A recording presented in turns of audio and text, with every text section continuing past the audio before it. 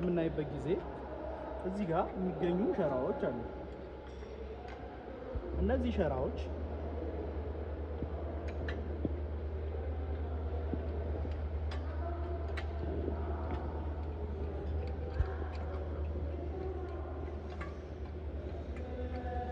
ቅድም እንዳየነው ከሆነ እዛ ላይ ፒስተን ብለን አይተናል። ይህም አንድ አይነት ፓርት ሲኖረው ይሄ የሚጠቀመው ሁለቱን ሸራዎች በመጠቀም እዚህ ጋር በምናያቸው ሸራዎች እነዚህ ሸራዎች በመጠቀም አንድ በዚህ አንድ ደግሞ በዚህ በተቃራኒው ሳይድ በመግፋት ሸራዎቹ ፍሬን እንድንይዝ አቺቭ እንዳናረግ ይረዱናል ማለት ነው።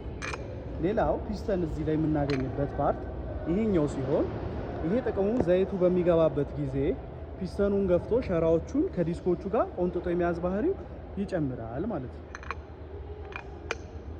ሌላ እንዳያበት ሀሳብ እንዳጠቃላይ ነገር ለመወያየት ይሄ የሚጠቀመው የዘይትን ወይም ሃይድሮሊክ ታይፕ ብሬክ ሲስተም ሲሆን በተለያዩ ታይፕ ብሬክ ሲስተሞች እናገኛቸዋለን።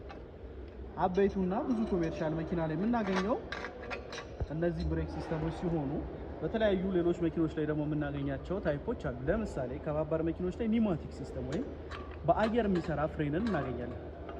ይህም ማለት ፒስተኖቹ እነዚህ ፒስተኖች የሚገፋቸው ኃይል እዚህ ላይ ዘይት ሲሆን እዛኛው ነው ግን ኢናዘር ሃንድ የሚገፋቸው ኃይል በምን ይቀየራል ማለት ነው? በተማሪዎች በምን ይቀየራል? የሚገፋቸው ኃይል በንፋስ ይቀየራል ማለት ነው። ከዛም ደግሞ ሃንድ ብሬክ ሲስተም ስናይ ካቦ ወይም ሽቦውን የሚጠቀም ታይፕ ይሆናል ማለት ነው። ልክ እነዚህ ደግሞ ታይፖች በምንድን ነው የምንገልጻቸው? እነዚህ ታይፖች የምንገልጽበት ደግሞ ዋና ሀሳብ ካቦ ፍሬንን ኃይል ለማስተላለፍ ስንጠቀም ለምሳሌ ሳይክሎችን በምናይበት ጊዜ ካቦ ምን ያደርግልናል? ቀጥታ ሸራዎቹን ወስዶ ወደ ብሬኪንግ ሲስተሙ ላይ እንዲያያዙ ይጠቅመናል ማለት ነው። ይህም ፎርሱን ለማስተላለፍ የምንጠቀምባቸው ሜካኒዝሞች የብሬክን ታይፕ ዲፋይን ሲያደርጉልን የምናያቸው ሀሳቦች ናቸው። ሌላ ዋና ሀሳብ ወይም አለ ተብሎ የሚታወቀው ምንድነው? ብሬክ ሲስተም ላይ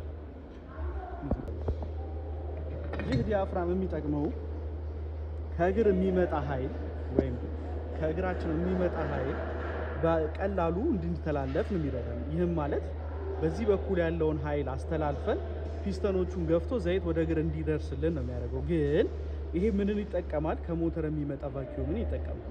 ቫኪዩም ኮንስታንትሊ ስለሚያገኝ በቀላሉ ፍሬ በምንይዝበት ጊዜ የቫኪዩሙ ኃይል ወይም የሞተሩን ኃይል አገዛ ስለምናገኝ በቀላሉ ፍሬን ለመያዝ ይረዳናል ማለት ነው።